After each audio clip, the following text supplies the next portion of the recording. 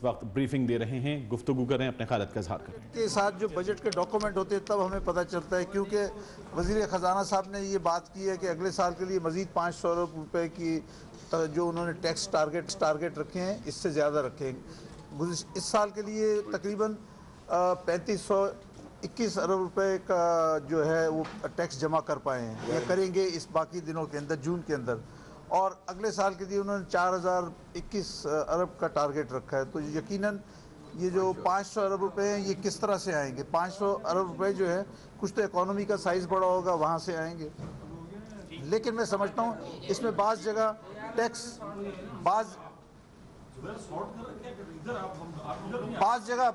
Taxes जो हैं वो आपसे बात कर रहे हैं, सुनिए। अच्छा चलिए, मैं आपसे बात कर रहा हूँ, अच्छा सुनिए, मैं आपसे अर्ज करूँ उसके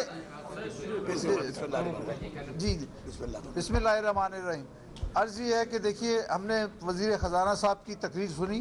बज़ाहिर इसमें नज़र आ रहा है कि उन्होंने कोई नए टैक्स नहीं लगाए हैं, लेकिन साथ साथ उन्होंने ये बात भी की है कि अगले साल 500 अरब रुपए ज़्यादा टैक्स में हासिल किए जाएंगे। तो हमें देखना होगा कि ये महसूलात 500 अरब रुपए कहाँ से आएंगे। एक तो जगह ये हो सकती है कि इकॉनमी का साइज़ बढ़ेगा तो उसके ज़रिए से पैसे आएंगे। दूसरा, बाज़ जगह पे उन्होंने काफ़ी रियायतें भी दी हैं। सेल्स टैक्स के कई जगह पे 17% सेल्स टैक्स को कम करके 7% किया है। मिसाल के तौर पे पोल्ट्री इंडस्ट्री की जो भी मशीनरी है उसको 17 से घटा के 7% किया है। टेक्सटाइल मशीनरी पे जो है, जो उन्होंने ड्यूटी और सेल्स टैक्स ज़ीरो कर दिया है। जो पुरानी मशीनरी है उसके ऊपर भी उन्होंने ज़ीरो टैक्स रखा है 5 साल तक की। इसी तरह डीजल इंजन जो है उनके ऊपर भी उन्होंने जो ड्यूटी छूट दी है सेल्स टैक्स के ऊपर। तो मैं समझता हूँ काफ़ी जगह पे उन्होंने जो है छूट दी है। हमारा बिज़नेस कम्युनिटी का एक मुतालबा था बहुत अरसे से, रिफ़ंड ऑफ सेल्स टैक्स। तो पहली दफ़ा हमें ये कहा गया है कि 10 लाख रुपए तक के तमाम सेल्स टैक्स जो है रिफ़ंड वो 15 जुलाई तक अदा कर दिए जाएंगे।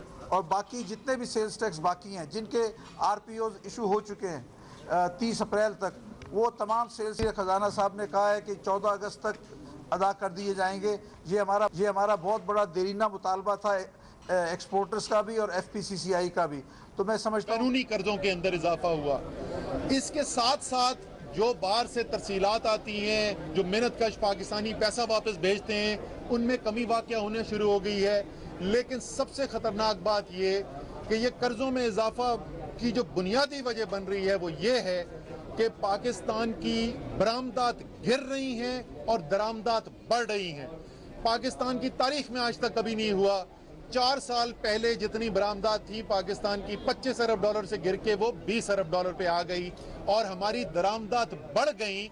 नतीजा क्या निकला कि इस साल पहले 10 माह के अंदर तजारती खसारा जो है 26.5 अरब डॉलर है और साल ख़त्म होने तक अंदाज़ा है कि वो 30 अरब डॉलर से तजावज़ कर जाएगा। यानी सादा अल्फाज में फिर वही मैं मुकाबला करूँगा, जरदारी साहब का आखिरी साल जो था उसमें जो तजारती खसारा था उससे 2 गुना से ज़्यादा तजारती खसारा इस साल के अंदर होगा।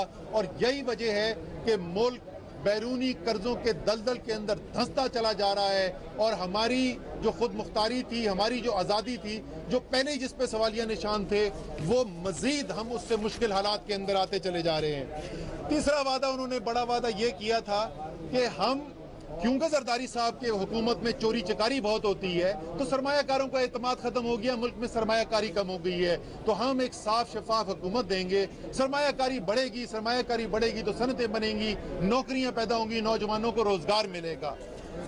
पिछले 30 साल के अंदर औसतन शरे सरमायाकारी की जो है 30 साल के अंदर सबसे कम शरे सरमायाकारी की ये 4 साल हैं। ये मियां नवाज शरीफ की हुकूमत है।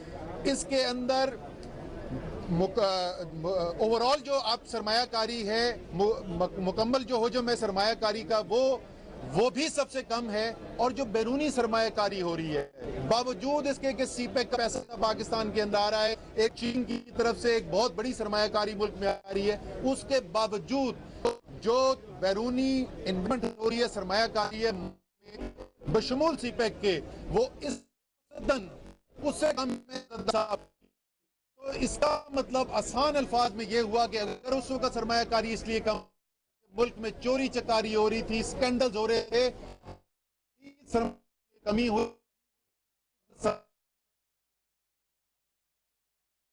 जब इलेक्शन होगा जो भी पार्टी जीते, उन्होंने कहा चाहे हमारी पार्टी है, उन्हें इस मुल्क